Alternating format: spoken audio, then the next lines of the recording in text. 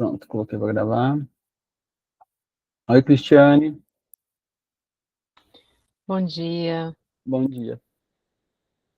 Então vamos lá. Então hoje, né, eu queria retomar um pouco aqui a cena da loja, né, que o Freud vai falar, a interpretação que ele faz, vai recorrer a alguns conceitos, vai fazer algumas articulações. E depois, mais importante, até mais importante assim em relação ao nosso tema, né, que é essa dimensão do método de interpretação, que ele vai falar dos sonhos. E ele vai trazer recomendações metodológicas, né? E aí eu vou retomar um texto do Interpretação dos Sonhos, onde ele fala da aplicação do método e como ele aplica esse método. Por que isso, né? Porque, como a gente tem visto, né, o método de associação livre, né, ou o método psicanalítico, deriva desse método de interpretação dos sonhos.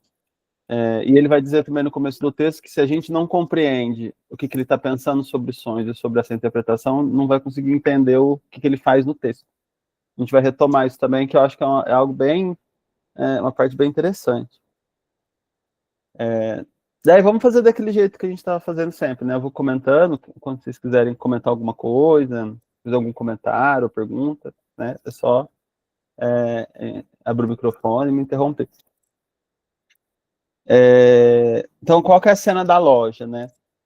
Então, está na página 54, né? Da versão que a gente está trabalhando, do caso. Então, assim, quando a Dora tinha 13 ou 14 anos, o Sr. K combina com ela, e combina com a paciente, combina com a Sra. K, né, de se encontrar na loja para ir numa festividade religiosa. Mas o Sr. K, né, porque ele queria ficar sozinho com a Dora, ele convence a Sra. K de ficar em casa. E assim, né, ele fica sozinho com a Dora na loja. Aí, quando eles estão lá na loja, o Sr. K aperta, né, assim, ele abre aspas, né, o Freud falando, subitamente apertou a garota contra si e deu-lhe um beijo nos lábios. Então, o Sr. K, né, beija ela sem pedir, né, sem consentimento, e o Freud vai entender que essa situação provocou, aí abre aspas, uma nítida sensação de excitação sexual em uma garota intocada de 14 anos, 13 anos. Fecha aspas. Essa é a hipótese do Freud, né? Que ela sentiu uma excitação. Porém, naquele momento, aí abre aspas, Dora sentiu um forte nojo, desvencilhou-se e, passando em frente ao homem, correu em direção à escada e dali até a porta da rua. Fecha aspas. Após esse acontecimento, ela passa a evitar o Sr. K durante um tempo. Então é uma cena, né, que ele não nomeia assim, mas é uma cena de assédio, né? Ele assedia ela e o Freud supõe que ela teve uma excitação naquele momento, mas que apareceu como nojo. É como que ele vai interpretar a cena, né? Aí vem, né? Aí toca essa questão da leitura, né? Assim, então a Dora relata esse caso, essa cena para ele, e o Freud vai ler a partir de certos conceitos. Ele vai recorrer ao conceito de inversão de afeto e de deslocamento e de formação do sintoma estético. Então, aí nesse ponto, Freud introduz a noção de inversão de afeto, e se trata de um mecanismo psíquico que transforma um afeto em seu oposto. Para ele, né, segundo Freud, característico da neurose histérica. Aqui no caso, né, a excitação que supostamente Dora teria sentido se transformou nessa sensação de nojo. Aí seria essa inversão de afeto. Aí ele segue na página 55. Abre aspas. Toda pessoa em que uma causa de excitação sexual provoca sentimentos preponderante ou exclusivamente desprazerosos, eu consideraria sem receio uma histérica, independente de ela ser capaz de produzir sintomas somáticos ou não. Fecha aspas. Acho que aqui, assim, né? Então, assim, tem isso que a gente já falou, que é uma parte do que ele está tentando fazer com esse caso, que não é só analisar o caso, mas é tentar provar, né, a teoria da sexualidade dele como base, né, como fundamento ali, né, para a histeria. Então, aí ele vai usar esse conceito de inversão de afeto para pensar a excitação sexual transformada em nojo.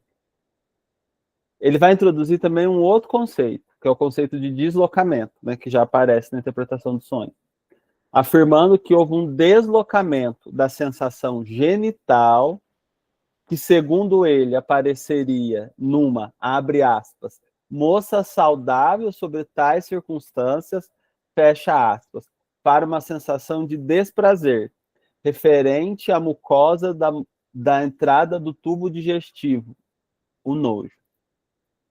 Então, ele vai falar que por um processo, né?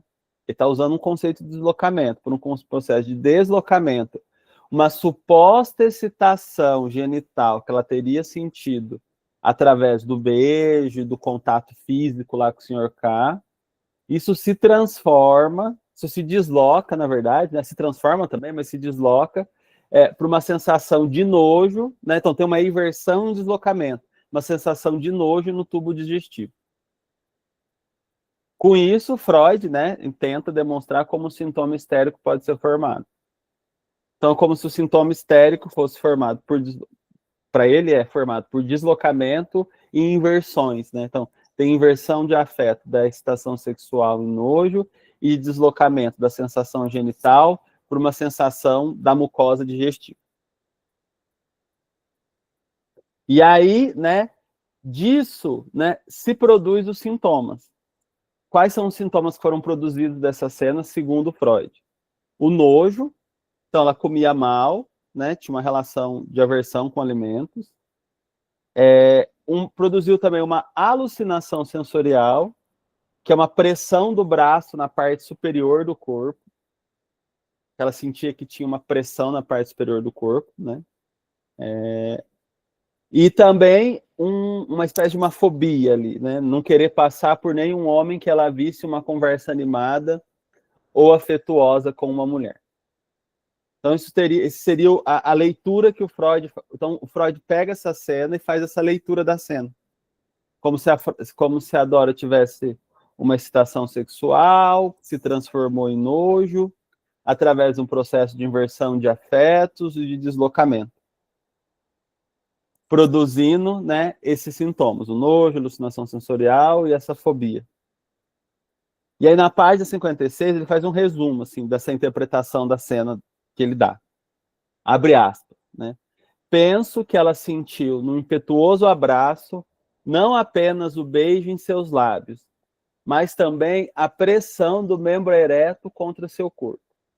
Chocante para ela, essa percepção foi eliminada da lembrança, recalcada e substituída pela inofensiva sensação de pressão no tórax, que recebe da fonte recalcada sua intensidade excessiva. Um novo deslocamento, portanto, da parte inferior do corpo para a parte superior.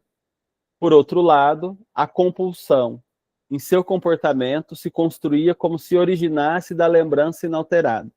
Ela não gostava de passar por nenhum homem que ela acreditasse estar sexualmente excitado, que não queria voltar a ver o indício somático dessa excitação. Então ele não chama de fobia, ele chama de compulsão esse comportamento dela. Mas assim, o que eu queria destacar não é exatamente a interpretação dele, né? Mas é como ele opera sobre a cena. Então ele cria uma hipótese, né? Ele cria uma hipótese teórica e uma hipótese clínica, uma hipótese do que teria acontecido, do que isso teria produzido nela, e de como isso resultou nos sintomas, baseado na teoria da sexualidade e nesses conceitos que ele foi forjando ao longo dos estudos dele.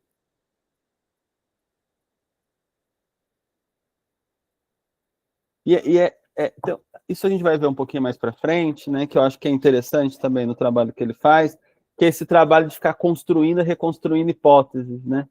Que a gente vai perceber que ele constrói essa hipótese e depois ele vai reconstruindo as hipóteses a partir dos novos elementos que vão surgindo. Isso eu achei isso é um trabalho interessante também, né? A gente pode questionar as hipóteses dele, né? Né, assim, até estranho, né? Essa interpretação dele surge algo até a gente estranha os ouvidos, mas assim, mas é interessante esse movimento de construção e de reconstrução de hipóteses que a gente vai fazendo na leitura de um texto, de acordo com os elementos novos que vão surgindo, mas também que a gente vai fazendo na leitura de um caso, né? Que a gente cria uma hipótese, e aí surgem novos elementos, a gente recria essa hipótese, recria a hipótese e vai reconstruindo, porque são essas hipóteses de leitura que vão nos conduzindo né, pelo caso, assim, né, para a gente produzir uma direção de tratamento. Então, eu fiz uma tabelinha aqui, mas que de um lado tem os sintomas e do outro lado tem as operações psíquicas, né? Então, de um lado tem o sintoma do nojo, que seria o recalcamento, né, da zona erógena dos lábios, ou do outro lado tem um outro sintoma, que é a sensação de pressão na parte superior do corpo, que seria o deslocamento da excitação do clitóris ocasionada pelo membro ereto para a fixação na sensação da pressão no corpo. E aí um outro sintoma, que é o temor de homens conversando animadamente, para uma outra operação psíquica, seria essa fobia do encontro com homens, a fim de evitar um estado de excitação sexual. As operações que ele vai dizendo que vão tendo na histeria. Então, o método de interpretação de Freud da formação dos sintomas visa articular um sintoma em particular com uma parte da cena vivida através de uma hipótese associativa. Porque o que aparece primeiro para o Freud, né, como queixa no tratamento, são os sintomas, né? Então, aparece o nojo, aparece essa sensação de pressão, aparece o temor de passar perto de homens conversando. E ele vai fazendo, né, como se fosse um trabalho retroativo e de articulação, de conexão, de tentar desvendar, né, como que esse nojo foi produzido, como que essa sensação de pressão foi produzida, como que esse temor foi produzido. E para ele, né, todo esse trabalho da associação livre, né, que assim, buscar a partir do relato do nojo, mas com o relato de outras cenas, de fazer uma conexão. Assim, então, assim, como é que ele pode se conectar à produção desse sintoma, com outras cenas que estão recalcadas, que aparecem desconectadas, e ele vai fazendo essas conexões. Então, tem um trabalho ali nessa interpretação dele de conexão. Ele vai criando hipóteses associativas, que não é exatamente a paciente que faz a associação. Vai ver no caso, né, que ele propõe a interpretação. Então, a interpretação, nesse caso, né, no que aparece no texto, a interpretação do Freud é um trabalho de articulação de diversos elementos que aparecem ali no discurso da paciente. Então, e a interpretação é logicamente articulada, porque ele vai pensar, por exemplo, membro ereto produz uma excitação no clitóris. Aí, 2, essa excitação no clitóris é recalcada e deslocada para a sensação de pressão no tórax. E o 3, o temor do encontro de homens se manifesta para evitar que a percepção dessa excitação retorne. Então, assim, parece que tem uma articulação lógica que ele vai pensando, né? Pelo menos eu fiz essa reconstrução. Parece que tem uma articulação lógica na interpretação dele. Só que ele vai de trás para frente, né? Assim, como se fosse aqui aparece a interpretação, né, da cena para a produção do sintoma, mas no tratamento acontece de trás para frente, né? Então começa pelo sintoma, pela queixa, né? Ou pelo sintoma, ou pela alucinação, ou pela fobia, e vai fazendo um trabalho retroativo de encontrar as causas, né? O que fundamenta, o que produz aqueles sintomas. Então, essa é a forma como ele lê essa cena da loja, vai aparecer mais ali na frente, de novo, porque ele vai dizer que essa é a cena, é uma cena traumática, que vai ser retomada depois. A cena do lago seria uma cena secundária que retoma essa cena, que tinha ficado recalcado. Depois a gente vê isso. Tudo bem? Se alguém quiser comentar, é só falar. E aí, né? Alguém quer falar? Não? Eu ia falar. Pode falar. Eu vou falar. Só um comentário que eu fiquei pensando também nesse momento que o Freud está, acho que vale a gente contextualizar também, né, Gabriel, que ele estava muito influenciado pela teoria do Fliess. Como é que é isso? Porque o Fliess, ele era um médico otorrino, laringologista, né? E, nessa interlocução do Freud com o Fliess, tinha a compreensão do Fliess de que esse órgão, né, do esôfago e tal, faria ali alguma menção de sensações também prazerosas, digamos assim. Então, quando você lembra, né, desse sintoma da Dora, do nojo, né, parece-me que tem aí também uma leitura que o Freud vai fazer, um tanto influenciado pelo Fliess, do tal aparelho digestivo, né? Tá, entendi. Eu não sabia disso, não. Interessante, né? Que ele não cita, pelo menos eu não me lembro dele citar o Fliess, né? Ele deve estar ali impactado, né, pela teoria dele, mas ele não cita, né? E uma coisa que, né, pensando nessa perspectiva do método também, e você fazendo essa analogia com a nossa clínica, o quanto a gente também se vê um tanto influenciado pelas nossas leituras, pelos nossos estudos e a maneira como a gente vai, né, ler e interpretar esse texto, entre aspas, do paciente, né? Sim, sim. Sim, acho que a gente está totalmente enviesado, né? É totalmente enviesado a nossa leitura. Se a gente está conectado com uma leitura, né? Por exemplo, né? A gente, sei lá, a gente está estudando estruturas clínicas, por exemplo. E aí a gente estuda um autor X, e ele tem uma perspectiva sobre as estruturas clínicas. Se a gente pensar da maneira como ele releu Lacan e articula as estruturas, a gente vai fazer determinadas hipóteses, determinadas leituras, que vai resultar em uma direção do tratamento específico. Se a gente se basear em outro autor ou autora, que também faz uma releitura das estruturas clínicas do Lacan, mas propondo de formas diferentes, vai resultar em outras hipóteses, em outra direção de tratamento, né? Eu tô falando isso porque a gente estava comparando hoje um pouco, a gente está trabalhando no grupo, num dos grupos que a gente tem de supervisão, que tem uns encontros, a gente faz uns encontros teóricos, e a gente está trabalhando com a proposta do Alfredo Eldstein sobre as estruturas clínicas. Mas aí, estava lendo um livro novo da Michelle Roman Faria, sobre neurose, psicose e perversão, que tem diferenças.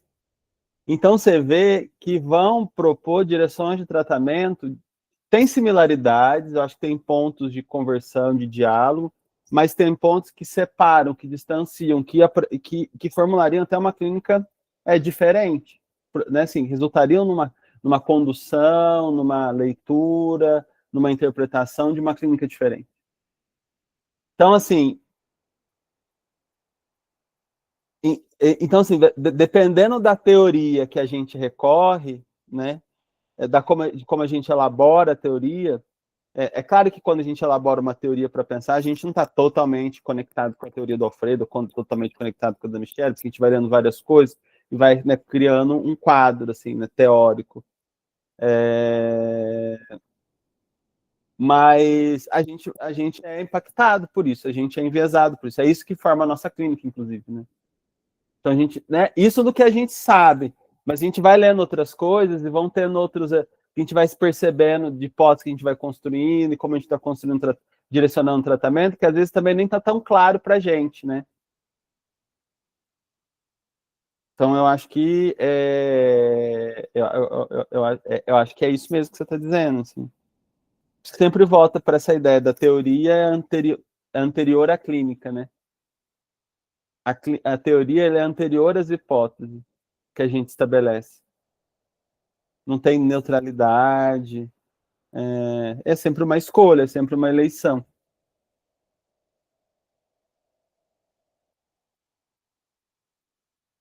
E aí, nesse caso, o Freud está excluindo claramente, né, a teoria da sexualidade e a teoria dos sonhos, né, para pensar esse caso. Claramente.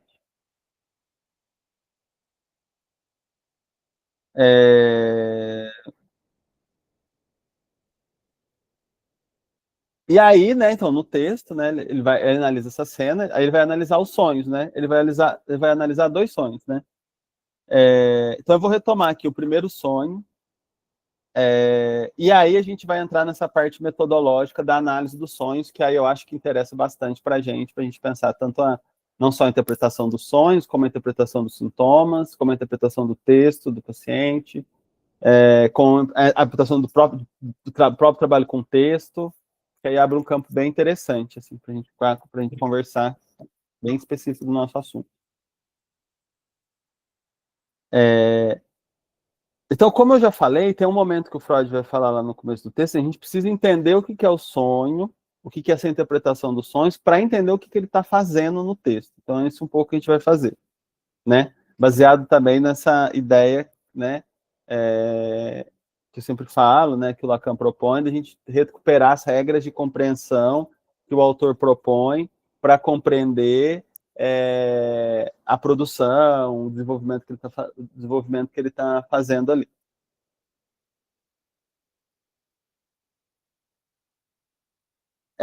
Então, o primeiro sonho, né? Primeiro, na página 39, tem, né, uma definição do que é um sonho.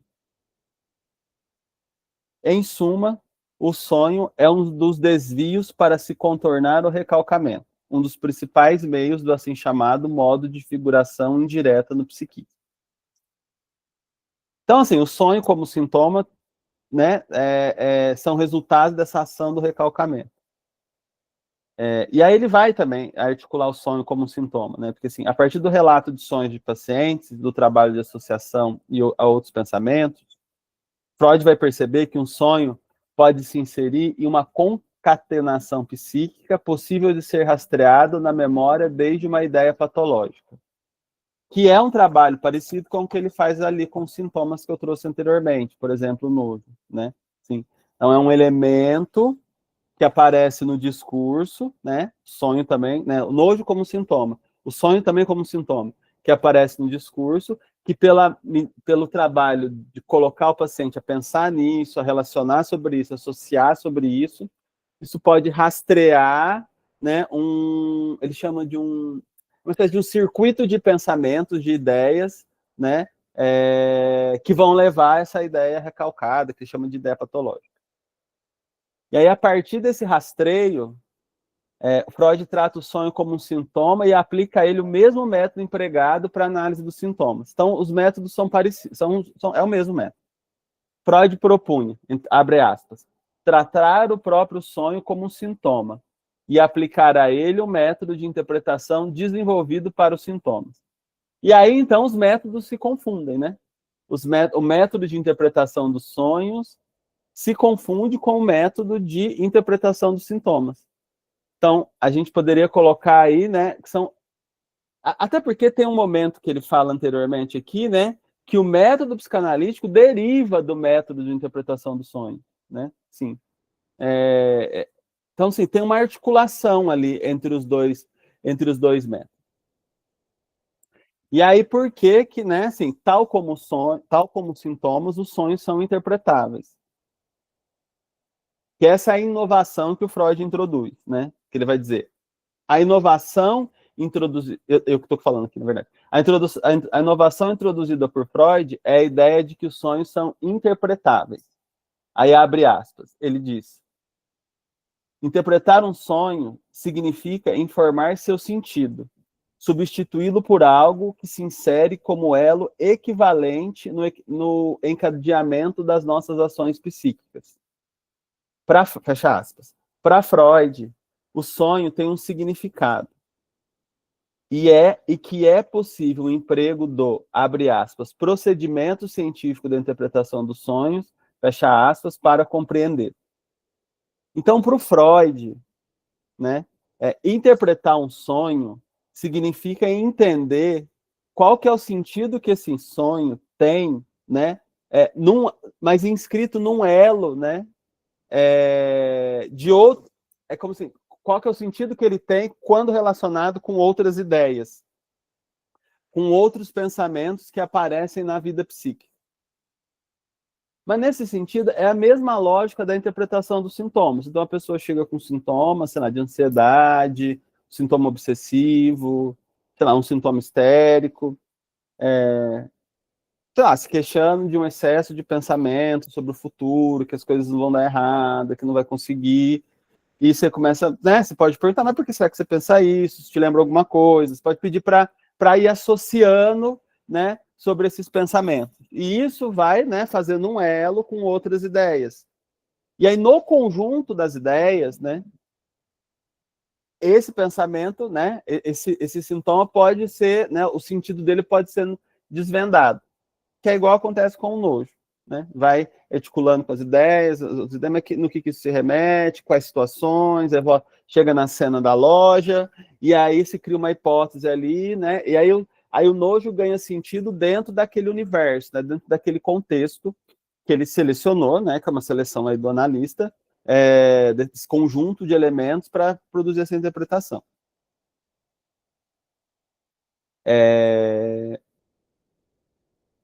Aí, então, né, como eu tinha dito no começo do texto, o Freud vai fazer uma recomendação, na página 34, ele faz uma recomendação metodológica. Ele vai contar, né, que no começo lá do texto, que o nome que ele queria dar, né, o nome original que ele queria dar para o artigo seria sonho e histeria. Porque ele queria demonstrar qual que é a relação com a relação entre a interpretação dos sonhos e a história do tratamento da paciente. A interpretação dos sonhos é empregada como um instrumento capaz de preencher lacunas minêmicas e esclarecer os sintomas. Isso é importante, né? Assim, a gente já falou disso também, né? Porque para o Freud, né, o trabalho da análise, né, ou pelo menos parte do trabalho da análise, seria ir recuperando essas lacunas minêmicas, né? Porque essas lacunas minêmicas, que na verdade recobrem ideias recalcadas, que poderiam esclarecer o sentido dos sintomas, né? E aí sim produzir o tratamento, né? Porque tá tudo amarrado, né? Porque o sintoma vem no lugar da ideia patogênica, né? Então, para Freud, né, abre aspas, o aprofundamento nos problemas do sonho é um pressuposto imprescindível para o entendimento dos processos psíquicos no caso da histeria e das outras psiconeuroses. Fecha aspas. Aquele que não se embrenhar no trabalho preparatório de entendimento dos sonhos não teria chances de avançar na psicanálise, diz Freud. Então, a gente encontra aqui uma recomendação metodológica. Freud indica a necessidade de se estar a par da teoria da interpretação dos sonhos como requisito necessário para compreender a sua análise do caso. A teoria sobre os sonhos se torna uma imprescindível chave de leitura para o caso. Aí a gente volta para essa questão das regras de compreensão, né? Então, assim, só vai dar para entender o que ele está propondo ali, né, como uma interpretação para os sonhos, né, só vai fazer sentido se a gente entender o que ele está propondo como teoria dos sonhos e o que ele está propondo como método. Porque senão pode parecer loucura, né, coisa sem sentido o que ele está propondo ali. Isso, né, assim, se a gente extrapolar, pode ter com qualquer autor, né? Então, esse trabalho, né, isso poderia ser uma recomendação metodológica para a leitura de qualquer autor. Entender qual que é a teoria que ele está recorrendo ali, os pressupostos teóricos, metodológicos, para a gente entender qual universo que ele está fazendo a análise, né, e propondo o que ele está propondo, né, como elaboração teórica. Para o Lacan, para o Freud, para qualquer autor. Aí abre aspas. Uma vez que essa história clínica pressupõe o conhecimento da interpretação dos sonhos, Sua leitura revelar-se-á altamente insatisfatória para qualquer um que não preencha essa condição prévia. Fecha aspas. Então, se não tem o conhecimento da interpretação dos sonhos, não vai conseguir entender. Que é muito interessante, porque isso aparece, igual eu falei no... Lacan cita, né, o Maimônides e o Spinoza, né, e no texto do Maimônides, né, ele tem um primeiro capítulo lá, que é um pouco uma recomendação metodológica, assim, como ler, né, assim, ó, tô aqui te dando elementos, as chaves de leitura para você ler o que eu tô, minha interpretação do livro sagrado. Você não seguir, né, arrisca as recomendações que eu tô dando, você não vai entender, né, você vai ficar perdido ali. Então é a mesma recomendação, então assim, são recomendações parecidas. Porque o universo de um autor, ele faz sentido, né, dentro desses pressupostos, a partir dos quais epistemológicos, né, metodológicos, né, tem outros pressupostos que ele trabalha. Algo que a gente já trabalhou com o Thomas Kuhn também, né, o Thomas Kuhn fala isso da mesma coisa na leitura do Aristóteles também. Então dá para entender o universo aristotélico, da física aristotélica, se a gente colocar um chapéu pensante e adentrar nesse universo aristotélico.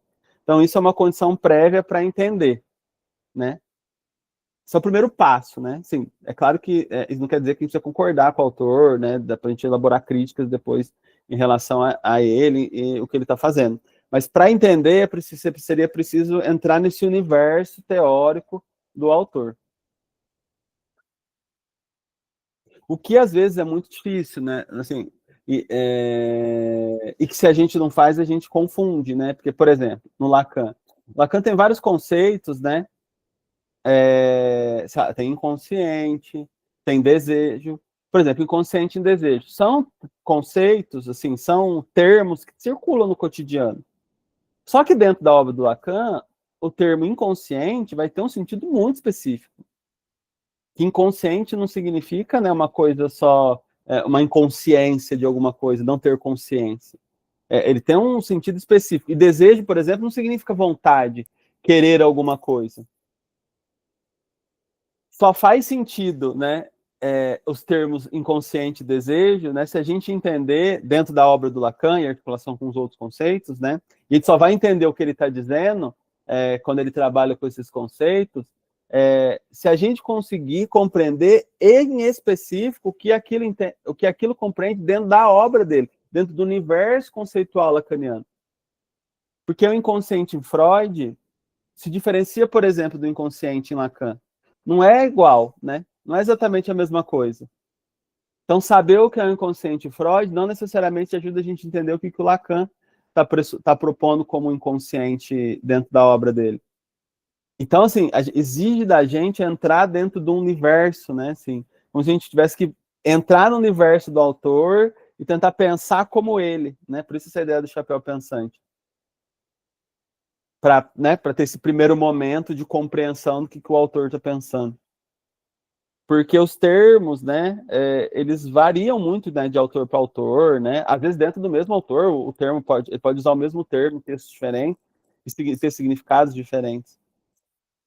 Nesse campo dos conceitos, por exemplo, né, tem esqueci o nome do autor, mas tem um livro que ele vai... A turma que discute conceitos, né, tem livros que falam sobre conceitos, que são conceitos. E um autor, ele fala que o conceito, ele é sempre contextual. Então, assim, um conceito, ele tem que ser definido pelo lugar que ele aparece no texto. Qual que é o valor que ele tem no texto, com qual outros elementos ele está relacionado. É assim que você vai deduzindo, você vai construindo o sentido do conceito. Porque os autores, normalmente, eles não definem o conceito, né? Desejo é. O Lacan fala assim, o inconsciente é o discurso do grande outro. Mas aí o que é discurso? O que é grande outro? Então, assim, um conceito vai remetendo a outro conceito, e não é fácil definir o que é um conceito, né? Assim, então, exige uma entrada no universo do autor, compreensão de vários conceitos, da relação que eles estabelecem, para aí entender o que ele está propondo, né? E aí fazer uma interpretação do texto, um entendimento do texto, mais próximo aí, né, de fato, da mensagem, do universo, da mensagem que o autor quer passar, ou do que, de fato, o autor está propondo. Senão a gente se perde. Você lê no Lacan desejo como vontade, já perdeu, né? Já não está entendendo.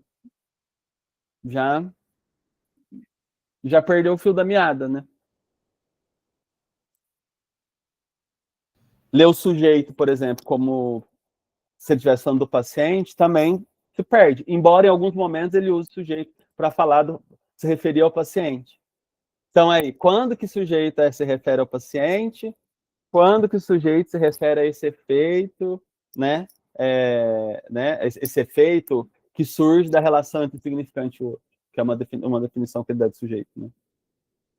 Então, isso é um trabalho ali de entrar no texto, né? Tem o universo inteiro do autor, mas tem os textos, como isso aparece naquele texto, naquele momento da obra. É um trabalho, né? Cansativo, exaustivo, né? Que não é simples. Então é isso. Freud vai advertir que quem não tiver a par do método de interpretação dos sonhos vai achar o caso estranho, vai considerar a fantasia. Então, assim, o Freud vai indicar uma regra de compreensão para o seu texto, que é nessa chave dos sonhos. Então, né, assim como o Freud indica, então eu vou tentar trazer aqui como que o Freud pensa o método de interpretação do sonho. Segundo ele, é o precursor do método psicanalítico. Aí abre aspas. Ele fala assim: o alentado livro sobre a interpretação dos sonhos, publicado em 1900, pode ser visto como precursor de uma introdução dessa técnica, da arte da interpretação. No texto da interpretação dos sonhos, tem um capítulo que eu acho que eu não anotei aqui o nome do capítulo. Mas tem um capítulo que ele vai mostrar como que é o método de interpretação do sonho. Vou fazer um resumo aqui, mas quem quiser ver, depois eu posso pegar lá o nome. É um capítulo curto, inclusive, assim. Ele pega um sonho, que é a dejeção de Irma, né? Ele pega um sonho e ele mostra como ele interpreta. Assim. Ele mostra o método, que é o mesmo método que ele vai aplicar aqui. Então, como é que é essa aplicação do método, né? Eu coloquei aqui retalhos e ligações, né?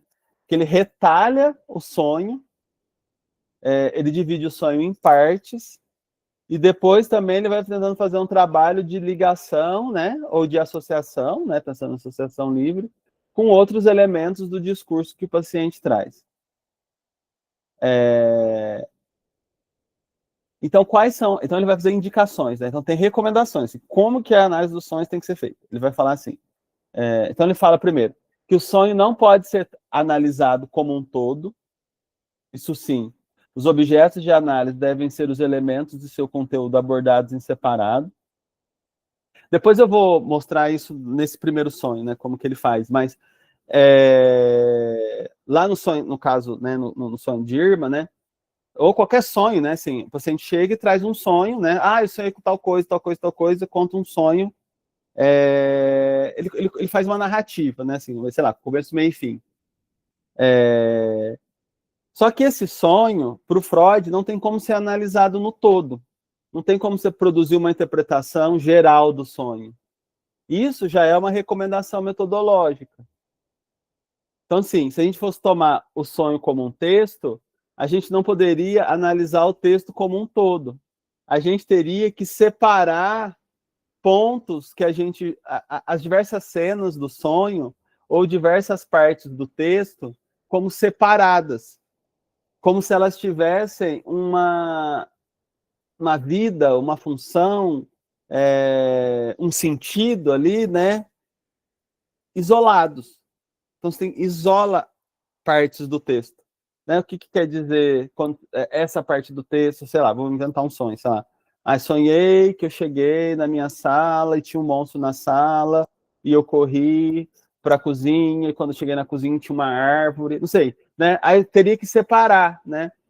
Esse momento da entrada na sala, do monstro, depois vai para a cozinha, o monstro some, aparece uma árvore, o que essa árvore remete, o que esse monstro, essa cena do monstro remete, teria que fazer essas separações inicialmente. Então, assim, o sonho precisa ser retalhado e apresentado ao sonhador em partes. Então, o psicanalista faria esse isolamento, essa separação, que é o que ele faz, e apresenta em partes. Olha, tem essa parte. O que você associa dessa parte? O que essa parte faz você pensar? Qual que é o objetivo disso, né? Para o Freud, cada parte do sonho pode ter o que ele chama de pensamentos de fundo. Então, mas é sempre a mesma lógica da interpretação. Então pega essa parte, pede para o paciente associar para chegar nesse pensamentos de fundo, que seriam os pensamentos seriam os produtores, né, do sonho. Normalmente são pensamentos que vêm da vigília, né? São os pensamentos da vigília, acontecimentos da vida, lembranças. Aí ele vai dizer: trata-se, né, abre aspas, de uma interpretação em detalhe, não em massa. Já que Freud entende o sonho como, abre aspas, algo composto, como conglomerado de informações psíquicas.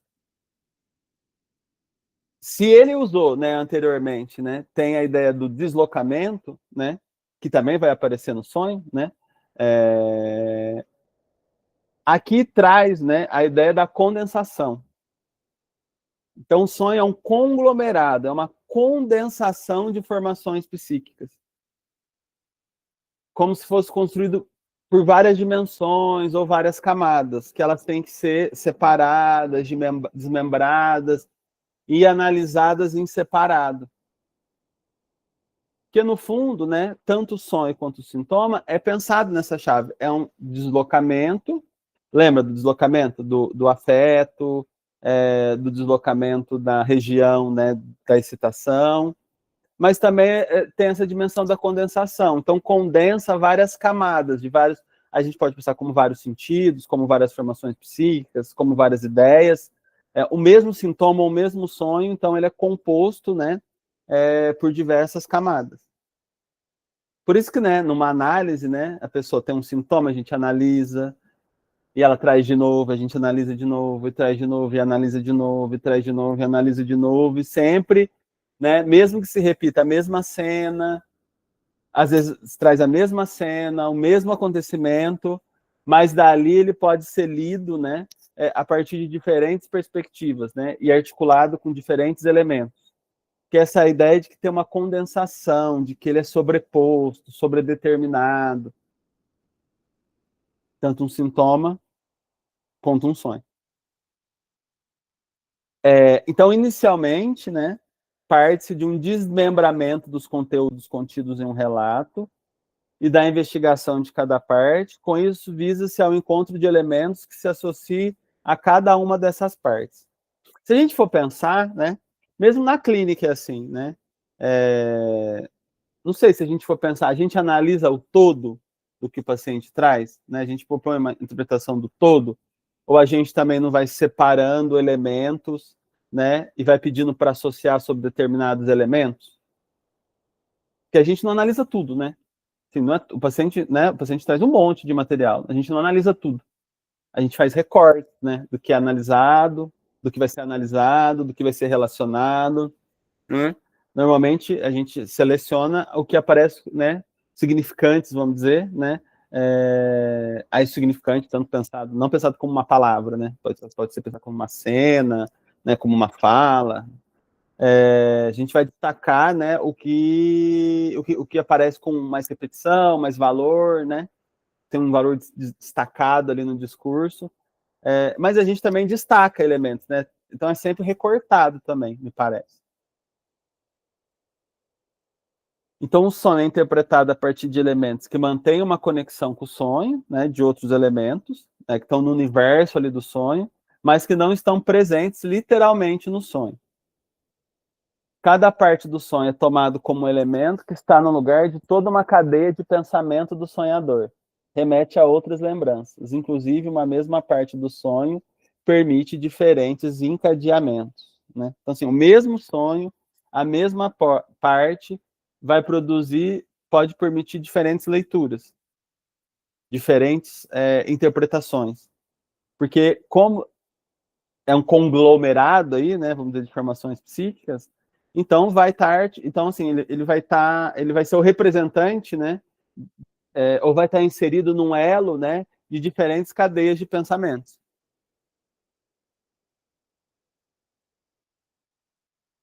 Por isso que um texto, né, assim, o texto do paciente, né, ele é sempre reinterpretável. Tem um termo, né, que eu estava vendo um dia numa revista, que chama redizer, né? Por isso que a análise tem uma grande parte da análise que é um redizer, né? É falar da mesma coisa, repetir a mesma cena, o mesmo acontecimento. Tem pacientes que falam isso, né? Chegam na sessão e falam, é a mesma história, vou te contar de novo, é a mesma coisa, assim, nada mudou, né? Assim, mas não é exatamente que nada mudou, né? Aí fala, né? Aí a gente relê o que ele disse, articula com outros elementos, se produz um novo sentido. Então, esse trabalho de leitura e de releitura, né? Que uma análise implica por conta de como é formado ali o discurso, né? Porque por ser uma condensação ali, né? De ideias e de elementos. Tudo bem? Alguém gostaria de falar alguma coisa? Comentar algo? Que eu vou trazer o primeiro sonho que aparece lá no caso e como o Freud vai analisando, né? Assim, como que ele vai interpretando esse sonho. Então, o primeiro sonho, né? Abre aspas, está na página 97. Em uma casa está havendo um incêndio, contou Dora. O papai está de pé diante da minha cama e acorda-me. Rapidamente me visto. A mamãe ainda quer salvar sua caixinha de joias, mas o papai diz: não quero que eu e meus 2 filhos nos queimemos por causa da sua caixinha de joias. Nós nos apressamos em descer e assim que chego lá fora, acordo. Fecha aspas. Então, primeiro ponto, o Freud vai compreender o sonho como um problema, como um enigma a ser solucionado. Então, para o Freud, o sonho aparece como um enigma, assim, como um... tipo, não é bem um quebra-cabeça, é mais um enigma, assim, um enigma que tem que ser desvendado. Assim, traz um mistério, que traz apontamentos para ser seguidos, caminhos a ser seguidos, mas que de cara, né, é um mistério. E aí, então, né, nesse primeiro sonho, ele vai aplicar o método. Então, ele vai decompor o sonho e vai analisar. Para cada parte, ele vai propor, né, que a Dora relate as ocorrências suscitadas e vai submeter essas ocorrências à análise. Então, o que eu vou propor aqui é a gente acompanhar a interpretação que o Freud faz da primeira parte do sonho, para a gente compreender esse método de interpretação por ele empregado. Então, esse sonho, né, o sonho é recorrente. Então, Freud pergunta para a Dora primeiro ela pergunta, quando que esse sonho ocorreu pela primeira vez? Porque para o Freud, né, assim, o sonho tem uma conexão com a vida de vigília, né, feito desse material da vida de vigília, né, a partir, né, usa desse material, ainda que veicule, né, as ideias inconscientes. Então ele pergunta para a Dora quando que esse sonho ocorreu pela primeira vez. Aí a Dora lembra-se que o sonho ocorreu em L, né, que foi aquele lugar onde acontece a cena do lago, que o Sr. K fala para a Dora que não tem interesse pela esposa, mas tem interesse por ela, e ela dá uma bufetada nele. Então ela se lembra que o sonho acontece pela primeira vez aí, durante 3 noites consecutivas. Depois volta a tê-lo na cidade que ela vive. Com isso, o primeiro passo na análise de Freud é estabelecer uma correlação entre o sonho e os acontecimentos em L, mas inicialmente irá elucidar quando o sonho aparece pela última vez, né? Então, assim, o trabalho que o Freud vai pensar, né, a primeira pergunta que ele se coloca é: o que esse sonho tem a ver com os acontecimentos em L, com os acontecimentos, né, do Sr. K ter se declarado a ela ter dado essa bufetada, e lembrando que foi a partir disso que desencadeia, né, a maior parte dos sintomas que leva a Dora para a análise. Então, isso é um ponto importante, então que o Freud ele começa a criar hipóteses, né? Todo o trabalho do Freud é um trabalho meio de pesquisador, né, de investigador, assim. Uma coisa tem a ver com a outra. Por que esse sonho aparece nesse momento? Justo nessa cena, né, do lago, que é uma cena importante, que é uma cena significativa, que tem um valor importante ali na história da paciente. Por que será que tem? Então, Freud quer entender isso. Mas, para entender isso, ele começa de trás para frente de novo. Né? Então, ele vai primeiro perguntar quando o sonho aparece pela última vez, que aí ela já está na cidade. Aí ela fala, a primeira ocorrência. Aí a Dora conta. Abre aspas. Pois bem, o papai teve nesses dias uma briga com mamãe, que durante a noite ela tranca a sala de jantar. É que o quarto de meu irmão não tem uma saída própria e só pode ser acessado pela sala de jantar. O papai não quer que meu irmão fique tão trancafiado durante a noite. Ele disse que assim não dava, afinal de contas, ele disse que assim não dava, afinal de contas, poderia acontecer alguma coisa de madrugada que obrigasse a sair.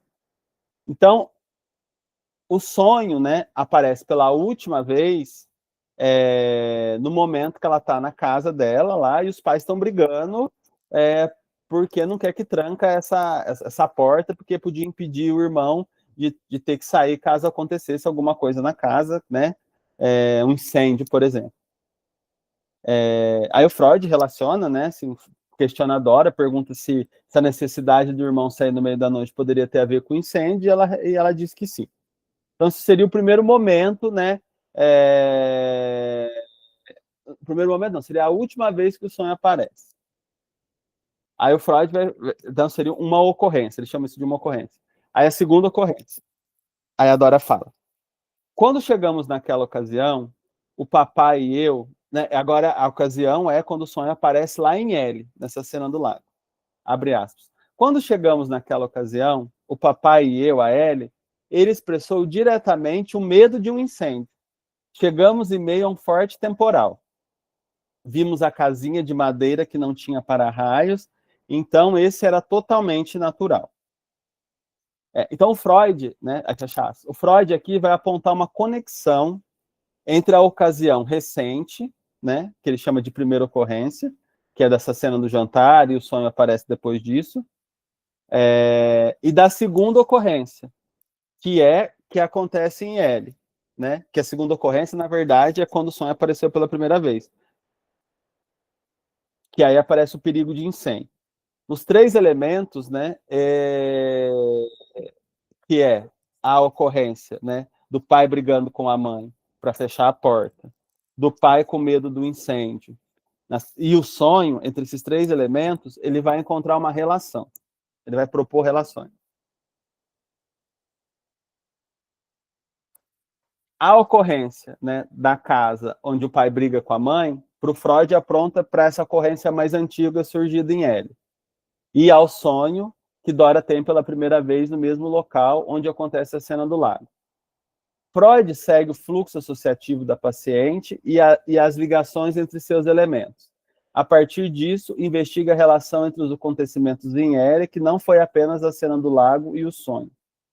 Então, o que acontece? Assim, o Freud começa a criar conexões. Essas conexões, elas não estão dadas. O Freud, então, a partir de hipóteses, né, que ele tem na cabeça dele, né, que assim, olha, há relação entre acontecimentos da vida diurna, acontecimento das relações da vida de Dora com a produção do sonho. Então, ele vai investigando cada vez que esse sonho aparece e o que teria acontecido no dia ou nos dias anteriores. E ele vai percebendo, né, ele vai criando uma hipótese de que isso tem conexão, né? Então, na primeira cena, né, dessa briga com a mãe, por não fechar a porta, porque seu irmão não conseguiria correr, tem a ideia do incêndio, que vai que pega fogo e ele não consegue sair. Na segunda também tem a ideia do incêndio. Então ele conecta, parece que não tem essa conexão. E no sonho também aparece a cena do incêndio. Então, assim, tem uns elementos ali que ligam.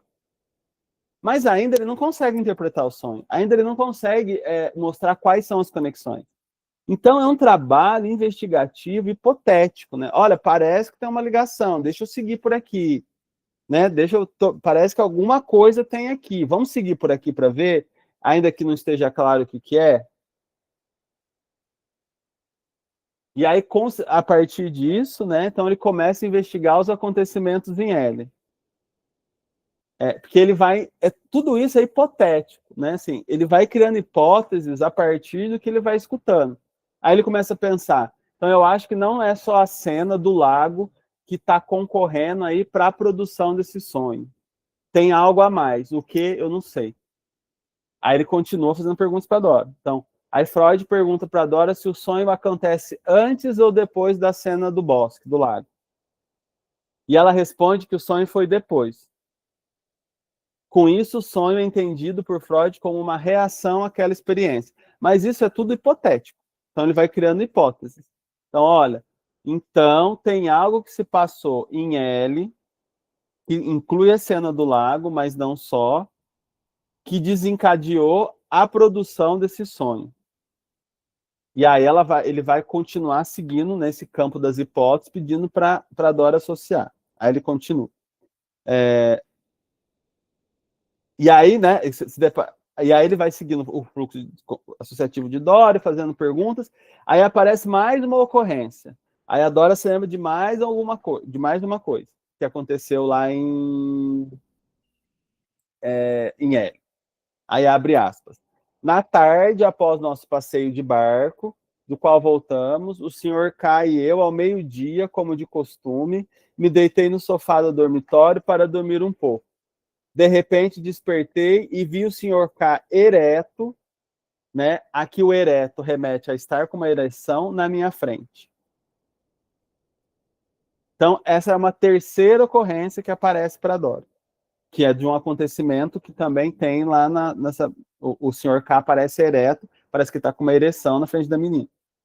Aí o Freud pergunta para Dora se é da mesma forma que ela viu o pai de frente à sua cama, no sonho. Aí a Dora diz que sim. Então ali tem uma hipótese, né? Então ele pensa, será que então o senhor K ter aparecido com uma ereção na frente a ela e o pai aparecer no sonho de frente a ela na sua cama, em pé, né? Tem relação? Então será que esse elemento do sonho remete a esse acontecimento? Aí ele pergunta isso para a Dora. Aí abre aspas. A Dora diz que sim. Continuando a cena, né, com o Sr. K. Sim, mandei que ele, o Sr. K, explicasse o que estava procurando ali. Como resposta, disse que ia deixar de entrar em seu dormitório quando bem quisesse. Além disso, queria buscar algo. Atenta após esse fato, perguntei à Sra. K se não havia nenhuma chave para o quarto. E na manhã seguinte, no seguinte dia, no segundo dia, tranquei-me para fazer a toalete. À tarde, quando eu não quis trancar-me para voltar a me deitar no sofá, a chave não estava. Estou convicta de que o Sr. K a tirara dali. Então, o Sr. K aparece, né, lá ereto, na frente dela. Ela pede para ele explicar e diz para ele não entrar mais no quarto. E aí ela, né, assim, quando ela vai fazer a toalete, com medo dele entrar, ela vai procurar a chave para trancar e a chave sumiu.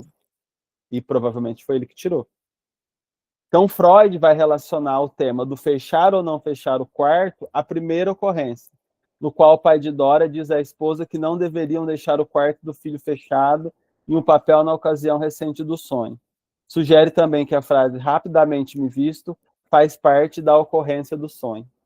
Então vocês veem, ele vai fazendo conexões, né, hipotéticas entre o que aconteceu, o que ela viveu e o que ela suscitou nela, e o que aparece nos sonhos. Então é meio que um trabalho, assim, ele vai fazendo um trabalho também associativo, né? ele vai conduzindo a associação. A associação não é livre, né? Assim, como a gente poderia pensar, uma associação livre, totalmente livre. É uma associação conduzida. Ela é livre em determinado sentido, mas, ao mesmo tempo, ela é conduzida pelas hipóteses que o Freud vai construindo. Aí a Dora termina suas associações dizendo, abre aspas, naquela ocasião, né, lá em L, né, nessa situação da cena do lago, naquela ocasião propus-me a não ficar mais na casa da família K sem o papai. Porque também tinha isso, né? Ela ficava sozinha com o senhor K e com a senhora K, e o pai ficava hospedado em outro lugar, porque aí a senhora K podia ir visitar o pai, e ela acabava ficando em muitos momentos sozinha com o senhor K. Então ela decide que não vai ficar mais sozinha sem o pai.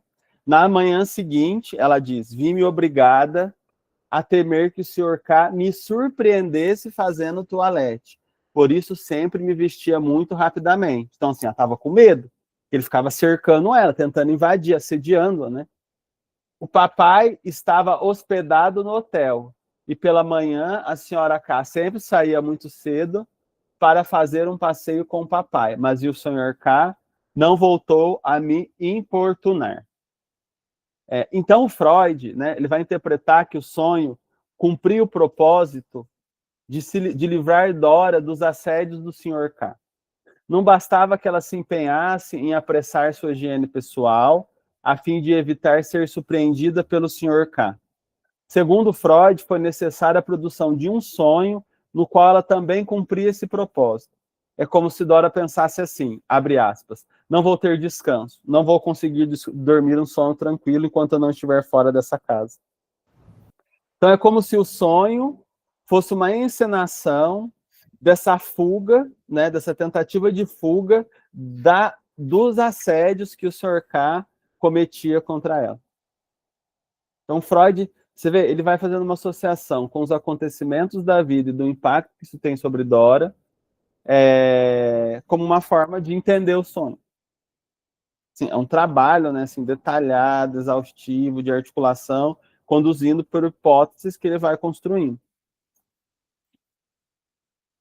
Só que acontece que na formação dos sonhos operam os mecanismos de condensação, assim, o mesmo sonho aponta para correntes diferentes de pensamentos e até contrárias. No caso desse sonho, Freud irá identificar 3 correntes de pensamento. Uma mais imediata, referente ao propósito de Dora, né, de evadir-se dos assédios do Sr. K, que lembra que para o Freud o sonho tem sempre um propósito, né?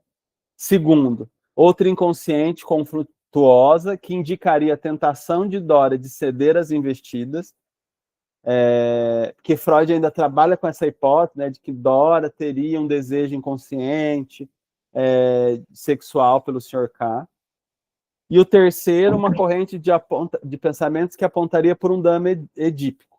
Então ele vai analisar o sonho em 3 vertentes. Uma que é a fuga dos assédios, outra que seria uma problemática conflituosa, que seria, né, um desejo de Dora de ceder às investidas do Sr. K, e um outro terceiro elemento que seria uma corrente de pensamento de um drama edípico, que é vivenciado com o pai. Então, o propósito do sonho, né? Abre aspas, ele vai falar, o Freud. Sair dessa casa na qual, como me vi, minha virgindade corre perigo. Parto com o papai e de manhã, durante a toalete, pretendo tomar minhas preocupações para não ser surpreendido. Esse seria o propósito 1 do sonho. Propósito 2 do sonho, tentação em ceder ao Sr. K. Abre aspas. Tentação de se render ao homem, em agradecimento pelo amor e pela ternura demonstrada nos últimos anos, e talvez evoque a lembrança do único beijo que ela então dele recebeu. Fecha aspas. Terceiro drama edípico, abre aspas. A criança decide fugir com seu pai. Na verdade, foge para seu pai. Tomada pelo medo do homem que a perseguia, ela evoca uma inclinação infantil ao pai, a qual deveria protegê-lo. Abre aspas. Né? Então, assim, o mais importante aqui, eu acho que é entender o método, né, que é o que interessa para nós, é o método de interpretação. Então, ele pega um texto, toma esse texto como enigmático, que é o sonho, divide esse texto em partes, né, para analisar, mas vai pedindo para a Dora as partes do sonho são divididas, mas também e vai sendo relacionado com outros elementos que aparecem no discurso, que são elementos do que aconteceram no dia a dia dela, né? No dia que aconteceu os sonhos, tanto na relação, né, na casa dela, a relação da mãe com o pai, quanto o que acontece na relação dela com o Sr. K lá em L. E a partir disso ele vai criando uma conexão, né? Ele vai criando Então você vê um papel ativo aqui do Freud na construção de hipóteses e de conexões. Então, o trabalho interpretativo dos sonhos, assim como dos sintomas, né, aponta aqui para um papel decisivo do analista, da teoria que ele está usando, que é a teoria da sexualidade dos sonhos, e das hipóteses que ele constrói a partir dessa teoria aplicada ao material. Então, assim, é um trabalho complexo, né, e hipotético, que ele vai apresentando a paciente, às vezes não apresentando, às vezes ele vai impondo a paciente, né? Mas interessa mais para a gente pensar o método, né? Sim. Então, assim, esse é o método que ele usa de interpretação, porque depois a gente vai comparar com o método, né, proposto pelo Lacan, né? Então, nossa parte, o que se destaca aqui, mais essa parte metodológica. Então, assim, do primeiro sonho,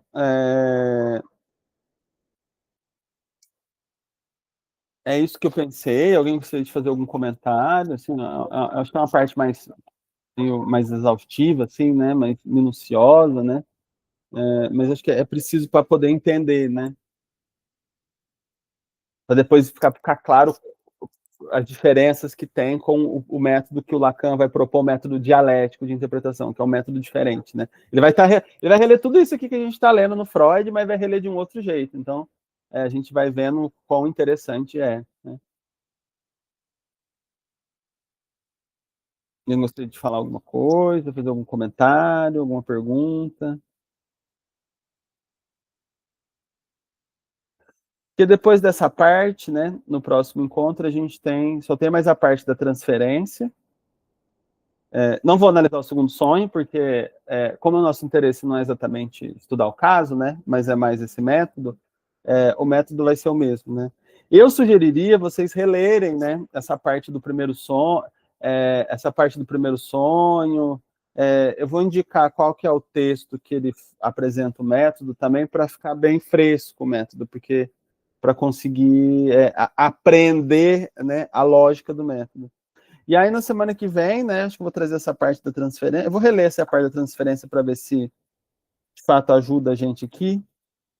Mas é uma parte curta, e aí a gente já vai entrar no Lacan. Então, quem puder depois ler já ir lendo a intervenção sobre a transferência, especialmente a parte, né, a gente vai trabalhar só com um trecho, que já é um trecho longo, que, assim, que também, né, demanda alguns encontros, né, que vão ser os próximos encontros.